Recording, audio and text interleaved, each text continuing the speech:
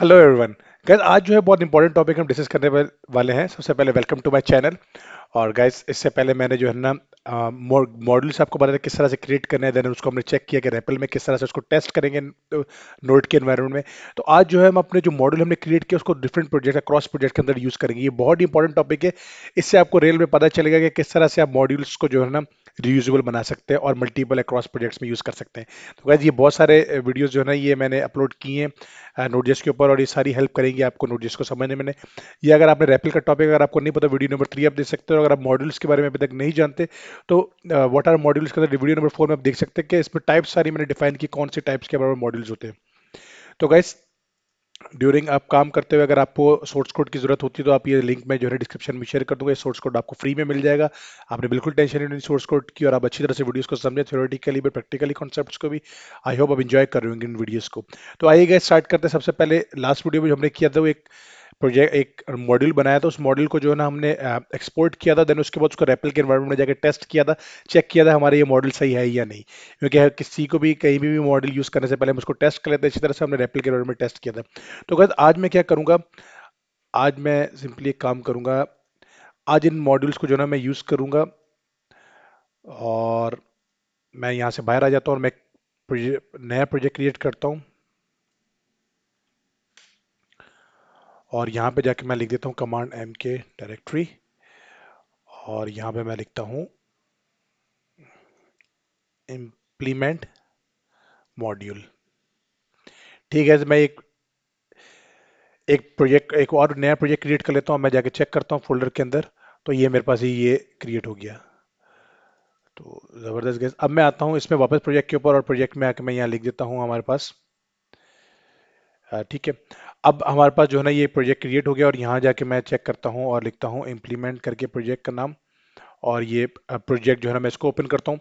लेकिन अब मैंने क्या करना है, मैंने यहाँ पर दो प्रोजेक्ट्स के ऊपर एक साथ काम करना है। तो मैं यहाँ जाता हूँ फाइल पे, और यहाँ जाके मैं ऐड फोल्डर करता हूँ। और ऐड फोल्डर में जाके मैं उस पर्टिकुलर फोल्डर का नाम बताऊंगा, जहाँ पे ये इसका नाम है इम्प्लीमेंट मॉड्यूल। अब मैं एक साथ जो है ना एक मैंने वर्क स्पेस क्रिएट कर दिया है, जहाँ पे मैं जो है ना दो प्रोजेक्ट्स के को एक साथ मैं उस पर काम करूंगा।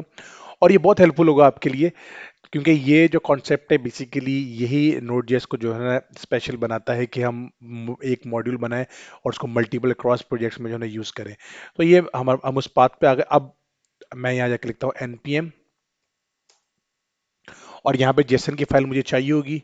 और जेसन की फाइल मैंने आपको बताया है कि क्यों इंपॉर्टेंट है हमें ऐड करवाना अपने प्रोजेक्ट के अंदर। कोई कमेंट में बता सकते हैं कि मैंने लास्ट वीडियो में बहुत डिटेल में ये बात बताई थी। ठीक है गाइस, मैं वेट कर रहा हूँ। तब तक मैं आपको बताता हूँ। जिसने कमेंट किया वेरी नाइस, और जिस जो भी सोच रहा है वो मुझे जितना उनको पता है तो मुझे मुझसे शेयर कर सकते हैं। बेसिकली यहाँ पे npm init, और यहाँ पर हम लिखते हैं जाके -y। ये जो कॉन्सेप्ट है ये मैंने इसलिए बताया था लास्ट वीडियो में भी। इसकी इंपॉर्टेंस ये है कि जब आप अब एक प्रोजेक्ट बना रहे होते हैं, न्यू प्रोजेक्ट क्रिएट कर रहे होते हैं, और उसमें जेसन की पैकेज डॉट जेसन की फाइल वो होती है। वो बेसिकली आपको अलाउ करती है कि आप अपने प्रोजेक्ट को इंपोर्ट करवा सकते हैं, और मॉड्यूल को इंपोर्ट करवा के उसको किसी दूसरे मॉड्यूल के अंदर यूज कर सकते हैं एज अ डिपेंडेंसी। तो ये बहुत ही इंपॉर्टेंट जो है ना ये फाइल होती है हमारे पास। और ये मैंने जो -y लिखा है ये मैंने आपको बताया था लास्ट वीडियो के अंदर भी, कि ये माइनस का वाई जो है ना ये स्किप करता है जितने भी आपके पास प्रॉम्प्ट क्रिएट होते हैं उनको स्किप करता है, और आपको अलाउ करता है कि आप जो है ना उनको सबको स्किप करके डायरेक्टली जो है ना आपके पास पैकेज डॉट जेसन की फाइल जो है ना वो क्रिएट हो जाए।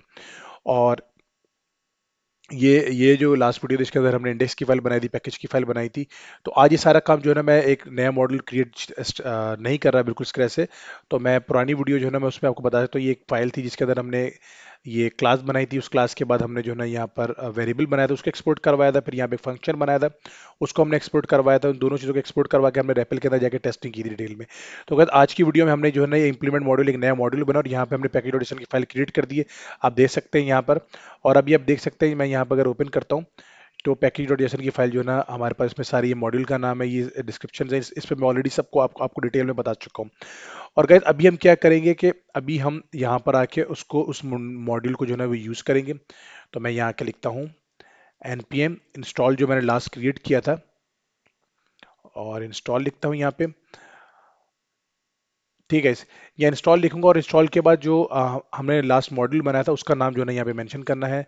तो जब आप रेपल के एनवायरनमेंट में टेस्ट करते गए, एक और इंपॉर्टेंट चीज जो आपको ध्यान में रखनी है कि जब रेपल के एनवायरनमेंट में टेस्ट कर रहे हो तो जो आप इंपोर्ट करते हो उसका रिलेटिव पाथ जो है ना वो स्टोर हो जाता है। तो इसका मतलब ये होता है कि लोकेशन जो है इंडेक्स डॉट फाइल की जो है ना वो रिलेशनशिप वर्किंग डायरेक्टरी होती है, उसकी लोकेशन जो है ना वो अपने पास स्टोर कर लेता है और वो जो है ना हमारे पास आ जाती है। तो अभी हम यहाँ पर जाकर लिखते हैं, कमांड लिखेंगे और यहाँ पे लिखेंगे सेव, और हम सेव लिखने के बाद यहाँ पर लिखेंगे डॉट डॉट स्लैश और उस मॉड्यूल का नाम जिसको हम जाके यहाँ पे कॉल करवा रहे हैं। तो मॉड्यूल का नाम जो था वो हमारे पास है माई कलर, जैसे यहाँ पे मेंशन है माई कलर्स मॉड्यूल, कलर्स मॉड्यूल। ठीक है गाइस। अब जैसे ही आपने मॉड्यूल आपने नाम लिखा और आपने क्या करना है इसको इंटर प्रेस किया, तो आपके इंप्लीमेंट मॉड्यूल के अंदर जाके ये जो है ना स्टोर होना चाहिए एज अ डिपेंडेंसी। तो अब पैकेज डॉट जेसन के अंदर ये पैकेज जो है ना या मॉड्यूल जो है ऐड हो जाएगा एज अ डिपेंडेंसी। ये चीज़ आपने ध्यान में रखनी है।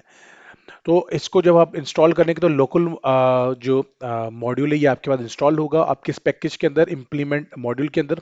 अब आप देख सकते हैं कि यहाँ पर अभी जो है ना ये इंस्टॉल नहीं है और ये जो है ना हमारे पास इंस्टॉल होना चाहिए। अभी हमने इसको डायरेक्टरी बता दी कि यहाँ से स्टेप बैक करके ये मॉड्यूल जो है ना हमें अपने पास इंस्टॉल करवाना है।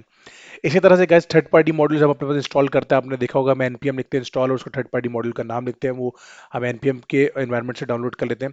अब देखिए जैसे ही मैंने इसको इंस्टॉल किया तो कुछ चीजें आपने दिखी होंगी यहाँ पर पैकेज रोटेशन के डिपेंडेंसीज। तो यहाँ पे मॉड्यूल का नाम आ गया, आप देख सकते हैं। तो ये मॉड्यूल का नाम जो ना आ गया, ये बता दिया कि इस फाइल के अंदर जाके ये फाइल लोकेशन मैंने आपको बताया था, एक रिलेटिव पाथ से जाके उस इंडेक्स फाइल को उठा लेता है और ये मॉड्यूल जो है ना वो हम अपने प्रोजेक्ट में यूज कर सकते हैं। तो मैं यहाँ जाता हूँ और एक और चीज़ आपने देखनी, नोड मॉड्यूल जहाँ पे क्रिएट हो गए। नोड मॉड्यूल के कमेंट में जल्दी से पता है क्या काम करते हैं हमारे पास। अभी मैंने फोल्डर को एक्सप्लोर कर दिया तो आपके पास काफी सी नजर रखो। तो यहाँ पे देखिए नोड मॉड्यूल्स के अंदर जो हम पैकेजेस इंस्टॉल करवाते हैं, जो मॉड्यूल्स हम इंस्टॉल करवाते हैं, जैसे थर्ड पार्टी होते हैं हमारे पास कुछ बिल्ट इन, तो हम यहाँ नहीं करवाते, तो उनकी सारी डिटेल जो है ना यहाँ पे उनकी इंप्लीमेंटेशन आ जाती है और उनकी जो डिपेंडेंसीज है वो सारी चीज़ें आ जाती है। तो ये हमारे पास इंस्टॉल हो गया यहाँ पर। अब मैं यहाँ पर आता हूँ तो मुझे यहाँ पे पैकेज डॉट जेसन की फाइल ऐड करवानी है। गाइस आई होप ये बहुत ही इंटरेस्टिंग चीज़ होगी आपके लिए, ये किस तरह से आप कितना बेनिफिशियल ये आप आज का जो। अब मैं यहाँ आता हूँ और यहाँ के गाइस सिंपली आपने क्या लिखना है, कॉन्स्ट, ऐसे मैं लिखता हूँ कलर्स, और मैं अब लिखूंगा रिक्वायर और यहाँ आके बता दूंगा कि नाम क्या है उसका। तो मुझे पैकेज डॉट एसन से मैं जाके नाम उठाऊंगा और माई कलर मॉड्यूल, और यहाँ जाके इसको मैं यूज करूंगा। अब अगर मैं यहाँ आऊंगा और यहाँ लिखूंगा कि कॉन्स्ट, अब मैं कलर्स लिखूंगा कलर्स डॉट। तो जैसे ही मैं कलर्स डॉट करूंगा तो यहाँ पर जो है ना हमारे पास मल्टीपल जो है ना उसके जो फीचर्स है वो आने चाहिए सारे। तो मैं लिखता हूँ सबसे पहले कलर्स, इसको मैं वेरिएबल का नाम प्रॉपर कर देता हूँ माई कलर्स, और इज इक्वल टू करके कलर्स डॉट।